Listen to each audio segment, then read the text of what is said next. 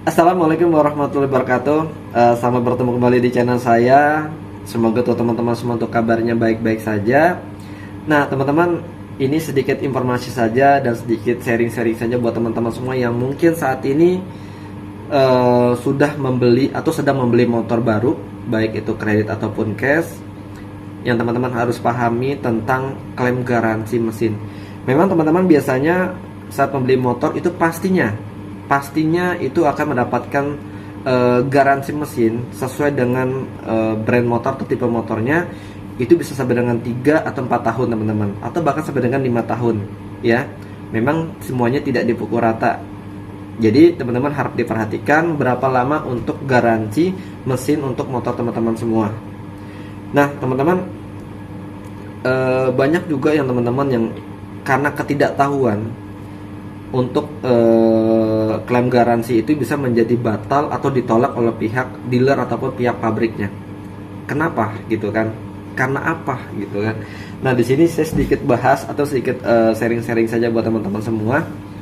Nah, apa sih yang memang menjadi faktornya? Jadi teman-teman harus diingat dan dipahami teman-temannya. Jadi apabila teman-teman habis melihat video ini, siap-siap diperhatikan. Mudah-mudahan teman-teman mengikuti dengan skema yang ada sesuai dengan petunjuknya, agar kemudian hari apabila terjadi hal yang tidak diinginkan, teman-teman bisa mendapatkan haknya. Oke. Nah, untuk yang pertama itu biasanya adalah karena servis yang tidak sesuai jadwal. Jadi kalau teman-teman melihat untuk panduan servis, teman-teman harus wajib melihat adalah yang ada di buku servis. Ada servis gratis pertama, kedua, ketiga, dan itu harus mengikuti sesuai dengan buku panduan yang ada. Yang tentunya teman-teman harus servis ataupun melakukan perbaikan wajib di bengkel resmi motor teman-teman semua. Kalau Yamaha ya Yamaha, kalau Honda ya Honda. Jangan teman-teman untuk melakukan servisnya di bengkel biasa ya. Nah tentunya kalau saat kita melakukan servis rutin sesuai dengan buku panduan buku servis, nah nantinya teman-teman kan akan diisi datanya oleh pihak dealernya saat melakukan servis. Nah itu untuk yang pertama ya teman-teman ya. Untuk yang kedua adalah memodifikasi secara tidak resmi atau ibaratnya tidak sah lah. Modifikasi mesin itu banyak teman-teman ya. Ini kita bahas garansi mesinnya. Sebagai contoh, andaikan teman-teman untuk motornya cc-nya 125, tiba-tiba teman-teman menaikkan sehernya dengan sampai dengan seher itu sampai dengan cc-nya 250.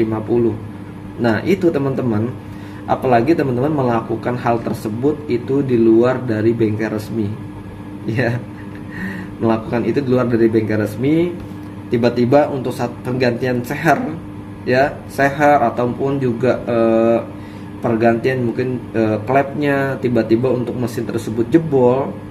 Nah maka secara otomatis dipastikan teman-teman untuk saat mengajukan klaim garansi akan ditolak teman-teman. Nah itu untuk kedua. Nah untuk yang ketiga adalah penggunaan yang tidak sesuai. Itu faktornya banyak teman-teman. Bisa dibilang ada karena sebagai contoh penggunaan yang tidak sesuai itu, teman-teman andaikan menggunakan kendaraannya mungkin pada normalnya kan motor itu hanya dipergunakan untuk orang saja, tapi teman-teman motornya itu ibaratnya membawa beban tuh yang sangat banyak. Beban yang sangat banyak itu contoh, andaikan motor itu untuk narik odong-odong motornya ya kan, banyak kan tuh kayak gitu ya. Atau mungkin untuk menarik beban-beban yang sangat berat untuk dorong narik mobil biasanya, atau narik odong-odong, ataupun dengan membawa bahan-bahan sembako yang berat-berat biasanya, dan itu kemungkinan saat mengajukan klaim garansi juga akan ditolak ya. Ini mungkin masih bisa iya, biasa bisa enggak saat mengajukan klaim garansi diterima atau tidak, seperti itu teman-teman. Nah, untuk yang berikutnya, mengalami kerusakan dikarenakan kecelakaan. Nah, karena kecelakaan ini tentunya karena kelalaian atau mungkin dikarenakan juga bukan karena perawatan. Katakan sebagai contoh, andaikan saat berkendara tiba-tiba motor kita ditabrak, atau kita yang nabrak, atau mungkin kita karena jatuh, atau mungkin digunakan karena balapan. Nah, maka secara otomatis untuk hal tersebut akan ditolak saat pengajuan klaim garansinya. Ini kita sambil ngobrol-ngobrol santai aja teman-teman ya.